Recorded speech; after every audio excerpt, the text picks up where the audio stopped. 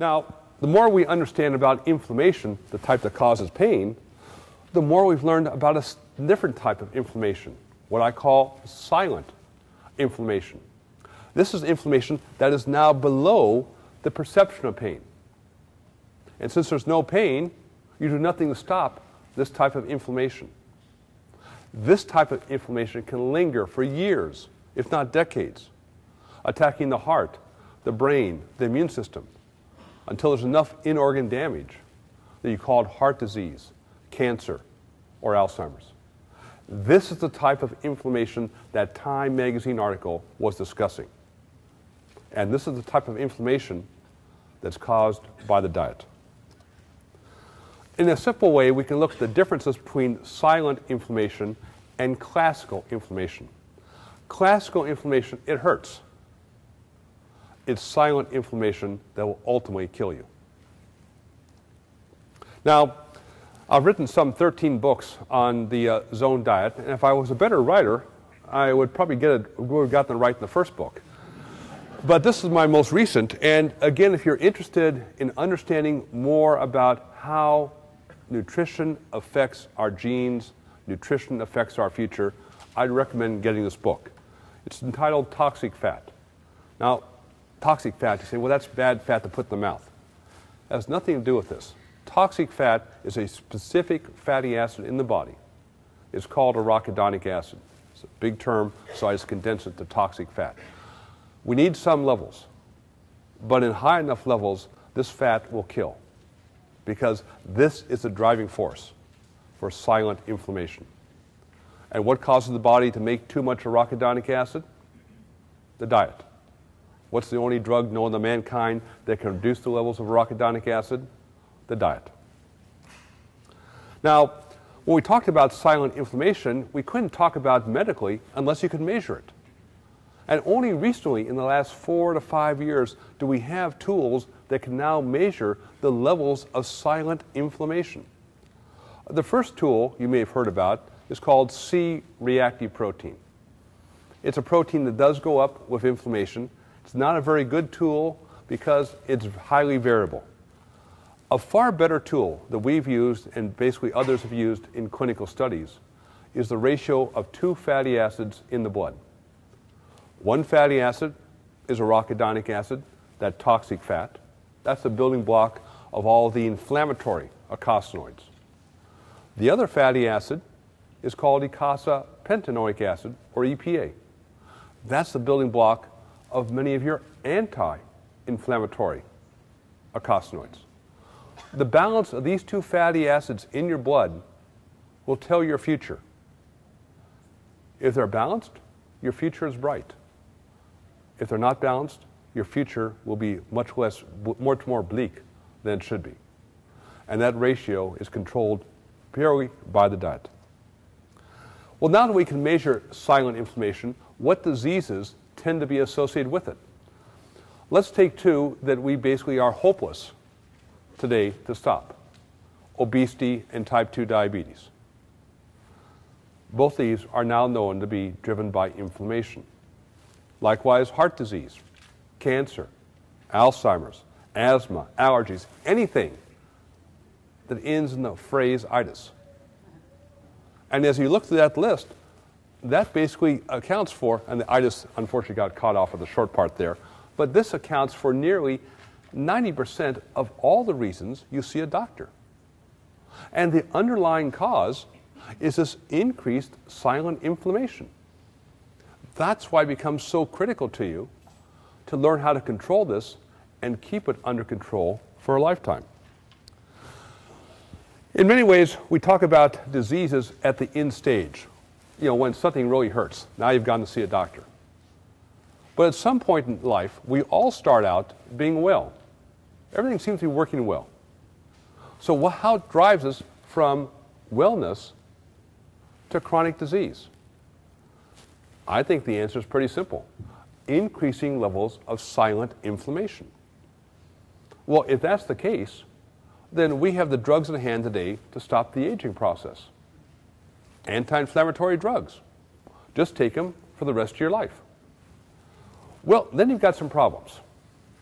Because if you take anti-inflammatory drugs for the rest of your life, you will get immune suppression, you will accelerate osteoporosis, you'll increase the likelihood of heart failure, heart attacks, but their biggest problem, you're more likely to die. More people in America die each year from taking the correct dosage of anti-inflammatory drugs than die from AIDS. So this is probably not a very good long-term health strategy. Well, if that's not going to work, what will? And that's where I started some 30 years ago. My background is not nutrition. My background is really the development of intravenous drug delivery systems for cancer drugs. Now in cancer drugs, if you give the patient too little of the drug, they die of cancer. You give them too much of the drug, they die of the drug. You try to keep it in a therapeutic zone. Not too high, but not too low. And I realized after the Nobel Prize was awarded, you could apply those principles to food. To treat food like a drug, to keep the hormones generated by the food we eat in that same type of therapeutic zone. See, the problem with nutrition is that everybody's an expert because we all eat 3 times a day. And therefore, whatever you eat says, it works for me, I must be an expert. But in reality, every time we eat food, it's composed of macronutrients. Now, what are macronutrients? Simply carbohydrates, protein, and fat. And frankly, unless you're a dietitian, this is pretty boring stuff. But the real power of nutrition does not lie in how many grams of fat a meal contains. It doesn't lie into how many calories a meal contains. It lies in what is the hormonal response of those macronutrients at that particular meal.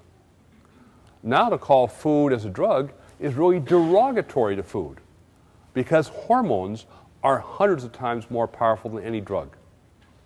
And this means every time you open your mouth and put something into it to eat, you're going to cause your hormones to change, either for your benefit or your detriment.